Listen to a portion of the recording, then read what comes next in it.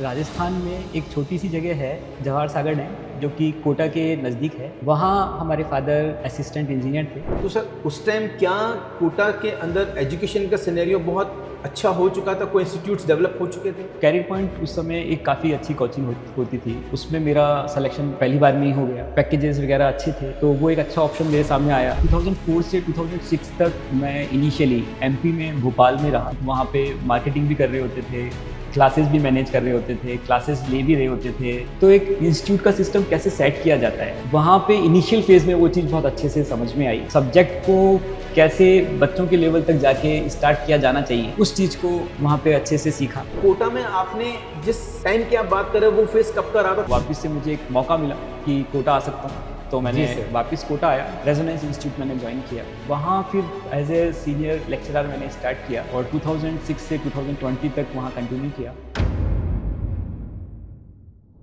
Hello मित्रों, कैसे हैं आप? आशा करता हूं कि आप बहुत मस्त होंगे और जबरदस्त होंगे। तो आज के इस बेहतरीन पॉडकास्ट में मैं आपको मिलवाने वाला हूं एक ऐसी शख्सियत से जिन्होंने जीरो लेवल से लेकर यानी कि ग्राउंड से लेकर हीरो बनने तक की जो कहानी है वो अचीव की है। तो मैं आज आप सभी के सामने स्वागत करना चाहता हूं हमारे आदरणीय सोमवीर तायल सर का। So welcome to our podcast mister Somvir Tayal sir.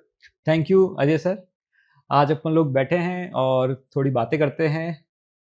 Upon start कर बिल्कुल सकते बिल्कुल बिल्कुल। देखिए, बातें तो चलती रहती हैं, बातों का ही क्या है, लेकिन कहते हैं ना कि बातों में से जब कुछ बातें निकल कर आती है तो बात बड़ी लाजवाब हो जाती है। तो कुछ ऐसे ही किस्से, कुछ कहानी लेकर हम सर के साथ कुछ डिस्कस करने वाले हैं जो कि आपको बहुत इंस्पिरेशन लगने वाली है, क्योंकि सर की जो स्टोरी है ना वो एक छोटे से कस्बे से स्टार्ट होती है और आज वो एक इंटरनेशनल लेवल पर खुद को किस तरह से रिप्रेजेंट कर रहे हैं, वहां तक की बातें हम करने वाले हैं। तो सोमवीर सर, मैं ये जानना चाहूंगा सबसे पहले कि आपकी जो जर्नी स्टार्ट हुई, यानी कि जब से आपने जन्म लिया है ना, तो एक मैंने सुना है कि आपने एक छोटे से कस्बे में जन्म लिया था और वहां से जो है आपने अपने रेगुलर जो है अपने अचीवमेंट को आप गोल करते हुए आए अभी तक। तो सर थोड़ा सा बताना चाहेंगे कि कहाँ पर आपकी जन्मस्थली रही है? बिल्कुल। हम लोग राजस्थान में एक छोटी सी जगह है जवाहर सागर डैम जो कि कोटा के नज़दीक है। वहाँ हमारे फादर असिस्टेंट इंजीनियर थे, तो हमने वहाँ से जर्नी स्टार्ट की। और मेरी जो शुरू का एजुकेशन वाला पार्ट है वो गवर्नमेंट स्कूल में हुआ 12th तक, और उसके बाद मैंने कंपटीशन फाइट करके इंजीनियरिंग में गया और ये जर्नी यहाँ से स्टार्ट हुई। तो मतलब से जैसे कि आप बता रहे हैं कि गवर्नमेंट स्कूल से आपने पढ़ के अपनी एजुकेशन पार्ट को बहुत स्ट्रांग किया। सो मैं ये क्या मान सकता हूँ कि जब आपका एरा रहा था, जो सिनेरियो रहा था, उसमें हम ये कह सकते हैं कि गवर्नमेंट स्कूल में पढ़ाई बहुत अच्छे लेवल पर हुआ करती थी। हाँ, मैं अपनी एजुकेशन में कहीं पे भी ऐसा फ़ील नहीं करता हूँ कि मुझे किसी सब्जेक्ट में या किसी फैसिलिटी में कोई कमी रही। सब चीज़ें हमें अच्छी मिली और हम पूरी तरह से अपनी एजुकेशन को पीछे मुड़ के देखते हैं तो सैटिस्फाई पाते हैं कि वहाँ टीचर्स, फैसिलिटीज़ सब ऐसी जी थी जी जी। जो आपको एक अच्छा माइंड सेटअप दे रही थी। हम हमारे टारगेट्स बोल सकते हैं या आगे की एजुकेशन के लिए कंफर्टेबल थे। तो मतलब सर कहने का मतलब ये है कि जो आपको एजुकेशन लेवल पे जो सपोर्ट मिला एज ए गवर्नमेंट स्कूल में पढ़ने के बाद भी, दोस्तों सबसे बड़ी बात समझिए आप, क्योंकि आज के डेट में अगर हम मान के चले तो गवर्नमेंट स्कूल काफी कुछ पीछे हैं। प्राइवेट स्कूल ने अपने आप को ग्रैब कर लिया इन चीजों पे, लेकिन सर बता रहे हैं कि जब सर गवर्नमेंट स्कूल में पढ़े हैं, यानी कि उनको इतने अच्छे गाइडेंस और टीचर्स मिले हैं कि आप अपने गोल को अचीव करने में उनका एक इंपॉर्टेंट रोल रहा है। बिल्कुल, बिल्कुल। मुझे किसी टाइप की कोई प्रॉब्लम नहीं रही और मेरी 12th तक की जो एजुकेशन चली बड़ी स्मूथ चली। और अच्छी बात ये थी कि फादर ऑलरेडी इंजीनियर थे जी। और आसपास का एटमॉस्फेयर भी इंजीनियरिंग से रिलेटेड ही था। तो मुझे कभी ये सोचना नहीं पड़ा कि मुझे आगे क्या करना है। मैं जब भी इस चीज़ को सोचता था तो मुझे क्लियर था कि साइंस मैथ्स लेके फाइनली इंजीनियरिंग में जाना है, और तो वो बिल्कुल क्लियर था। तो मतलब आपका माइंडसेट बिल्कुल क्लियर था कि मुझे इंजीनियरिंग ही गोल करना है, क्योंकि पापा ऑलरेडी जो है वो इंजीनियर की पोस्ट पर है। तो कहीं ना कहीं कहता है ना, एक पॉजिटिव वाइब्स आती है निकल के कि हाँ, अगर फैमिली में कोई डॉक्टर है तो जजमेंट ये रहता है कि बच्चा भी कोई डॉक्टर निकले या इंजीनियर निकले। तो कोई ऐसा प्रेशर था सर की तरफ से आपको कि भाई आपको इंजीनियरिंग करनी है या कोई अदर फील्ड चूज करना है? नहीं, पापा की तरफ से या फैमिली का कोई प्रेशर नहीं था। और शुरू से मैथमेटिक्स बहुत अच्छी थी और डिसिप्लिन था, बदमाश नहीं था। नॉर्मली अपना स्टडीज़ कर रहा होता था। गेम्स में काफ़ी अच्छा था, लेकिन हाँ, स्टडीज़ को लेके लापरवाह नहीं था। तो मुझे मेरी जो 12th तक की एजुकेशन है या कंपटीशन फाइट करने वाली बात है, उन सब में कहीं कोई प्रॉब्लम या कोई बड़ा हार्ड वर्क नहीं करना पड़ा। सारी चीज़ें स्मूथली होती गई क्योंकि शुरू से बेस अच्छा था। नो सर, वो तो आपको कद काठी देख के लग ही रहा है कि 6 फीट लंबे आप हैं, तो आप किसी भी फील्ड में अचीव कर सकते थे। लेकिन आपने एक, कहते हैं ना कि फैमिली के अकॉर्डिंग, अपने पापा को देखते हुए, उनको एक आदर्श मानते हुए आपने इंजीनियरिंग को चुना। एग्जैक्टली और आज भी वो मेरे आदर्श हैं और बिल्कुल मैंने उस चीज़ को फॉलो किया और मुझे प्राउड भी है इस चीज़ पे कि उनको निश्चित ही वो जहाँ भी होंगे उन्हें बहुत अच्छा लगेगा ये चीज़। हाँ, कि मतलब एक छोटा सा दुख इतना सा है कि आज जो है आदरणीय सर के पिताजी हमारे बीच में नहीं है, लेकिन आज वो यहाँ होते तो उनको एक बहुत ही प्राउड मोमेंट उनके लिए होता है कि आज उनके जो बच्चे हैं किस किस अचीवमेंट पे जाकर, इंटरनेशनल लेवल पे जाके खुद को रिप्रेजेंट कर रहे हैं। मैं समझ सकता हूँ सर इस चीज को, आपके दर्द को भी समझ सकता हूँ। तो सर ये बताइए कि जब आप एक छोटे से कस्बे से, यानी कि जवाहर सागर बांध से जब आप निकले, तो आई थिंक सबसे नियर बाय सिटी आपकी कोटा रही है। जी। तो कोटा में आपने उस टाइम, जिस टाइम की आप बात कर रहे हो, वो फेज कब का रहा था? आई थिंक 2000 के आसपास का फेज रहा होगा। नहीं, ये फेज रहा 95 से 98 का। मेरी 11th-12th की एजुकेशन कोटा में हुई। Okay sir. फिर मेरी जो कंपटीशन की प्रिपरेशन हुई इंजीनियरिंग की, वो कोटा में हुई। तो ये फेज 95 से 98 का रहा। तो सर उस टाइम क्या कोटा के अंदर एजुकेशन का सिनेरियो बहुत अच्छा हो चुका था? कोई इंस्टीट्यूट्स डेवलप हो चुके थे? हाँ, उस समय इंडिविजुअल कोचिंग्स चलती थी। हम लोगों को तीनों सब्जेक्ट्स के लिए अलग-अलग मूव करना होता था और हम लोग पूरे दिन बिज़ी होते थे। पहले जी। स्कूल अटेंड कर रहे होते थे, फिर अलग-अलग क्लासेस में जा रहे होते थे, केमिस्ट्री, फिज़िक्स, मैथ्स के लिए अलग-अलग क्लासेस में जा रहे होते थे। तो ठीक है, उसमें काफ़ी टाइम जाता था हम लोगों का, लेकिन वो ऐसा ही होता था उस समय। तो अल्टीमेटली मतलब अगर हम बात करें कि आपने जो प्रॉपर कोचिंग करी है, वो 12th के साथ में आपने एग्जाम को फाइट किया था, या फिर आपने कोई ड्रॉप आउट लेके फिर आपने एग्जाम को फाइट किया? मैंने 11th से ही मैं अवेयर था और मेरी प्रिपरेशंस चल रही थी और जब 12th के साथ दिया तो फैमिली का यही था कि पहले आप 12th बहुत अच्छे से कर लो और उसको लैक मत करो और आगे आपके पास टाइम है, आप आराम से उसको कर लीजिएगा, लेकिन 12th के साथ बहुत प्रेशर मत लो क्योंकि काफ़ी ट्रैवल्स होती थी। तो फिर मैंने 1 साल ड्रॉप किया और उसमें भी अच्छा हार्ड वर्क किया और मैं इजीली जैसी मेरी एक्सपेक्टेशंस थी मैंने अचीव की। चलिए, बहुत बहुत बढ़िया सर। तो सर जब आपने इंजीनियरिंग को चुना, आपने इंजीनियरिंग कॉलेज में आप गए, आपने एग्जाम पास कर लिया, आपने बताया जैसे, तो आपकी उस टाइम रैंक क्या रही थी सर? अच्छा, उसका भी एक बहुत अच्छा इंसिडेंट है, मैं बताता हूँ। प्लीज सर डिस्कस कीजिए सर। जब मैं 12th में था और 10th में था तो 10th में मेरे 96 मार्क्स हैं 100 में से और 12th में भी अबव 90 मार्क्स हैं मैथमेटिक्स में। तो मैं हमेशा अपने साथ के सभी दोस्तों को खुद मैथमेटिक्स पढ़ा रहा होता था। तो मुझे ये कॉन्फिडेंस था कि सिलेक्शन में तो कोई इशू है ही नहीं नहीं। आएगा। और जब मैंने 12th के साथ दिया तो हाँ, उस समय मैं उस चीज़ को नहीं समझ पाया, लेकिन जब मैंने रिपीट करके दिया तो मैं स्मूथली सेलेक्ट हुआ और मुझे एमबीएम इंजीनियरिंग कॉलेज जोधपुर में एडमिशन मिला। उस समय उसकी राजस्थान में सेकंड नंबर का कॉलेज था, तो अच्छी रेपुटेशन थी, तो हम खुश थे और वहाँ से इंजीनियरिंग की क्लासेस चालू हुई। तो सर ये कौन से सन में जो है आपने फर्स्ट ईयर ज्वाइन किया था? 98 में मैंने जॉइन किया और 2002 में कंप्लीट किया। इसमें भी एक अच्छी चीज़ है, मैं वो भी बताता हूँ आपको। मुझे अच्छे से याद है 12th तक मैं बहुत अच्छे से पढ़ाई कर रहा था। जब प्रिपरेशन की तब भी बहुत अच्छे से पढ़ाई कर रहा था और कॉलेज में फर्स्ट ईयर और सेकंड ईयर में मैंने बहुत बदमाशियाँ की। बदमाशियों से मतलब कोई गलत किसी का नहीं किया, मतलब अपने आप को एक्सपोज़र दिया और कॉलेज में अदर एक्टिविटीज़ में पार्टिसिपेट किया। तो वहाँ से मुझे ओवरऑल जो ग्रोथ मिलनी चाहिए थी, ओवरऑल जो पर्सनैलिटी डेवलपमेंट होना चाहिए था, वो वहाँ से काफ़ी हुआ और फिर थर्ड ईयर से काफ़ी सीरियस हो गए थे और वो थर्ड ईयर के लगभग बिगिनिंग में मान लो हम लोग हार्ड वर्क करने लग गए थे अच्छे से जी। और फाइनल ईयर आते-आते काफ़ी सीरियस हो गए थे। फाइनल ईयर में मैंने डिसीजन लिया कि मुझे ये कन्फर्म था कि केवल इंजीनियरिंग तो नहीं करूँगा, मैं आगे और पोस्ट ग्रेजुएशन में भी जाऊँगा। तो सारे ऑप्शंस थे। हम लोग जो जैसा मैंने बताया छोटे कस्बे से थे, तो इंग्लिश में हम लोग इतने कंफर्टेबल नहीं थे। तो मैंने एमबीए ना चुन के उस समय एमटेक का फील्ड चुना था या एमएस करने का सोचा था। तो मैंने गेट की प्रिपरेशन की और गेट की प्रिपरेशन में उस समय उसका मटेरियल भी अवेलेबल नहीं होता था इजीली। जी। तो मैं और मेरा एक फ्रेंड था, हम लोगों ने उसको बड़ा कोशिश करके मंगवाया और अप्रॉक्सीमेटली 6 मंथ बहुत हार्ड वर्क किया और पूरा सिलेबस अच्छे से कवर किया। उसका रिजल्ट काफ़ी अच्छा रहा। ऑल ओवर इंडिया मेरी 34 रैंक आई और वहाँ से मैं काफ़ी लकी रहा कि मुझे IIT BHU से एमटेक करने का मौका मिला। तो ये मेरी बीटेक की जर्नी रही जिसमें बहुत ही सुंदर सर, बहुत ही सुंदर। क्योंकि अगर मैं आपसे बात करूं, जैसे आप बता रहे हैं 98, जी तो आप राजस्थान बोर्ड से पढ़े हुए हैं। हाँ मतलब इंग्लिश बोर्ड का उस टाइम सीबीएसई जो पैटर्न है, आज के टाइम में तो सब कुछ सीबीएसई में चल रहा जी है ना। इवन तो ये है कि अब जो राजस्थान बोर्ड है वहां पर भी एनसीईआरटी को फॉलो करने लग गए हैं। जी तो उस टाइम तो मैं कहता हूँ कि सर राजस्थान बोर्ड बहुत टफेस्ट बोर्ड हुआ करता था एज कम्पेयर टू सीबीएसई। हम लोग तो को काफ़ी एजुकेशन में मतलब कंटेंट अच्छा मिलता था, क्वालिटी में कोई प्रॉब्लम नहीं थी और जो बच्चे हार्ड वर्क कर रहे थे वो अच्छी सक्सेस ले रहे होते थे।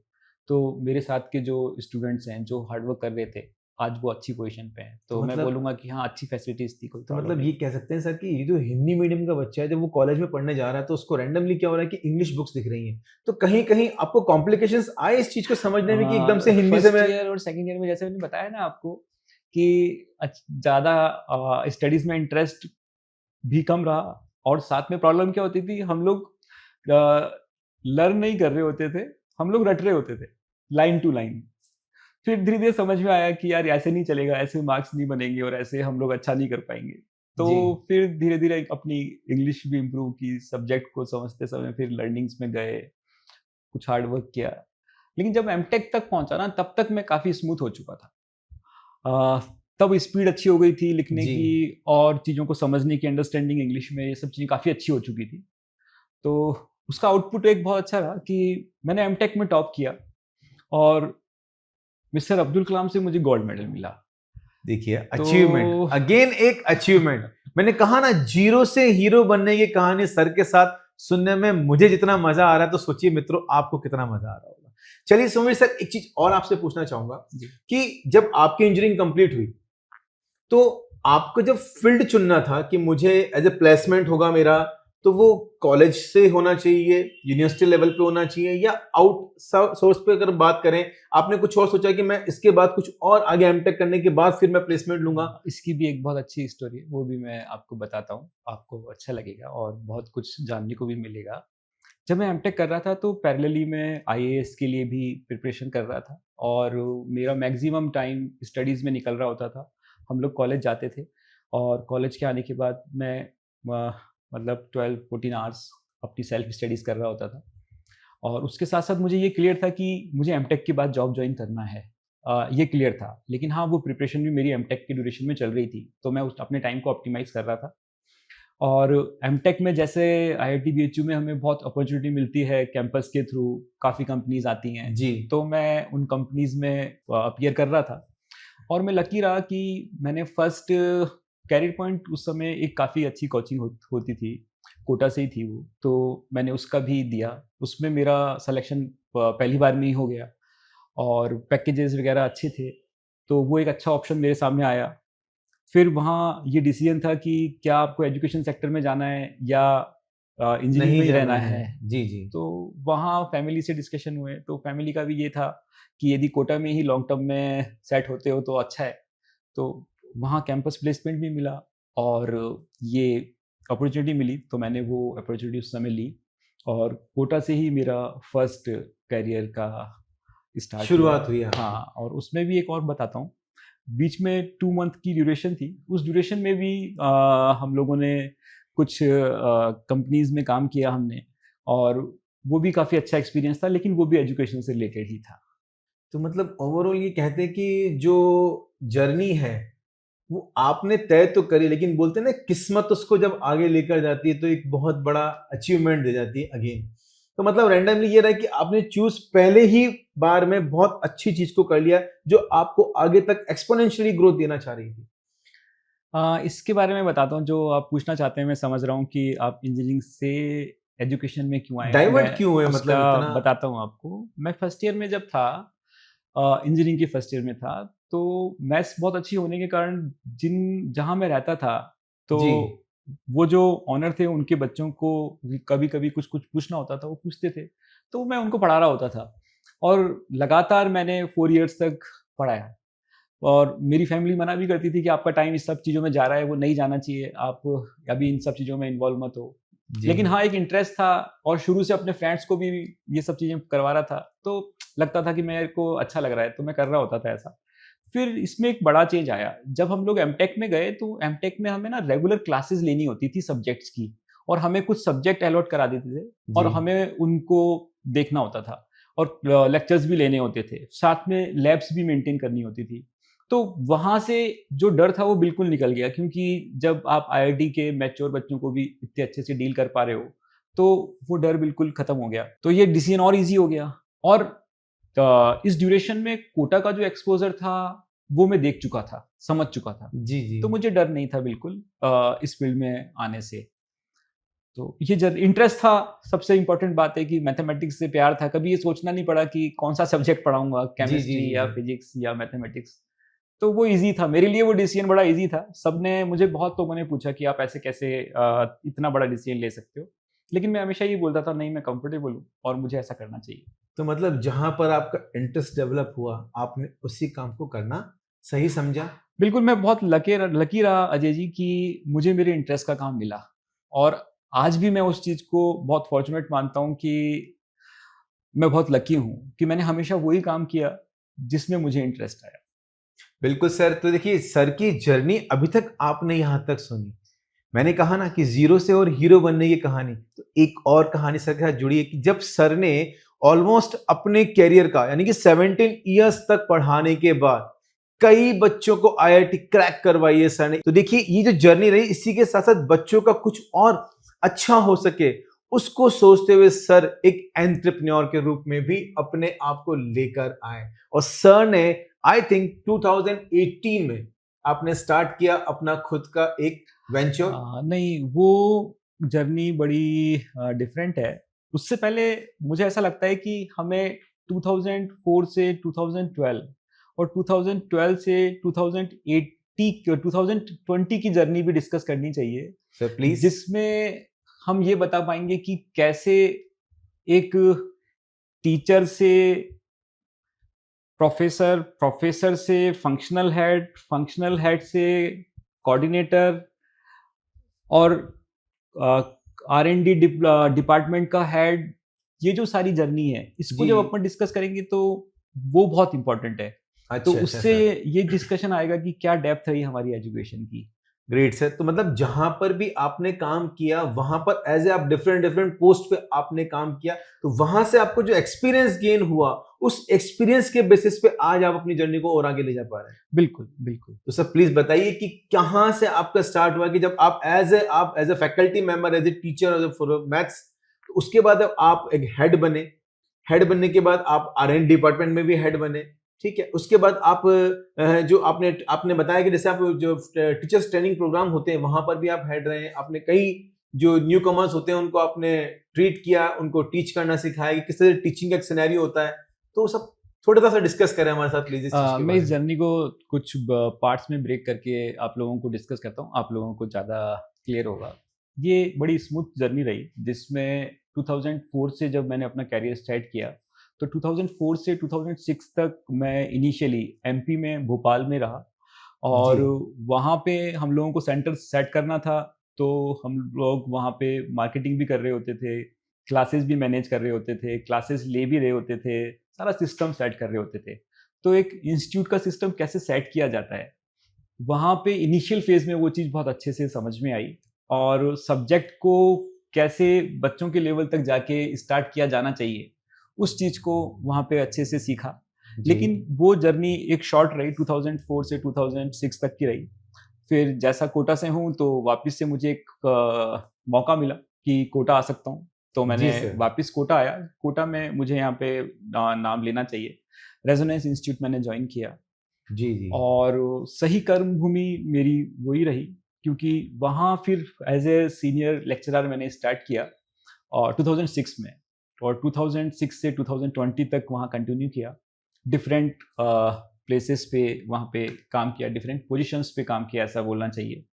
और उनमें बहुत लर्निंग हुई और बहुत डेप्थ में लर्निंग हुई, और मैं जी। लकी रहा अपने करियर को लेके कि मुझे एक जगह मल्टीपल पोजीशंस पे काम करने का मौका मिला, तो मैं उस डेप्थ में जा पाया और स्टूडेंट्स में मेरी रीच बहुत डेप्थ तक हो पाई। उस स्टूडेंट्स की जो बेसिक रिक्वायरमेंट्स होती हैं, कैसे उनको मोटिवेशन चाहिए, क्या उनको ट्रस्ट डेवलप करने के लिए अपने को करना चाहिए जी, कैसे क्लासेस में हम लोग ऑप्टिमाइज कर सकते हैं, उन पे ग्राउंड लेवल पे भी बहुत काम किया, लीडरशिप लेवल पे भी बहुत काम किया।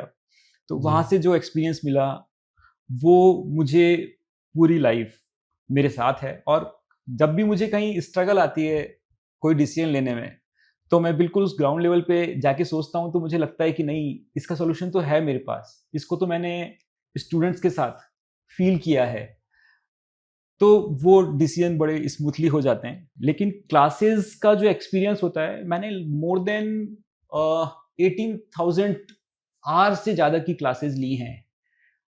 इसका एवरेज मतलब ये है कि every day more than 5 classes लिए हैं और every day approximately 6 to 8 hours का क्लासेस ड्यूरेशन होता है। क्लासेस में रहा हूँ मैं।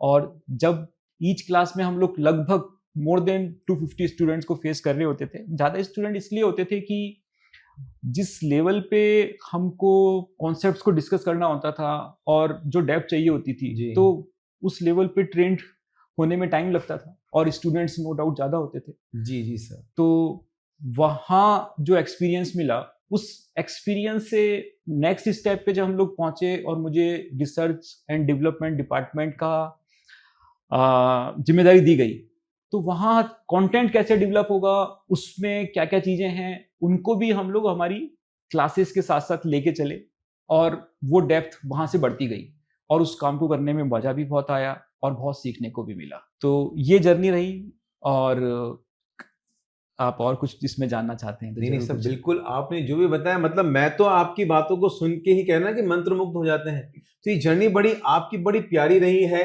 और आपने जैसे कहा कि बहुत सारी चीजें आपको सीखने को मिली जी। उस तरह से सर हमें भी बहुत कुछ आपसे जानने को मिला है।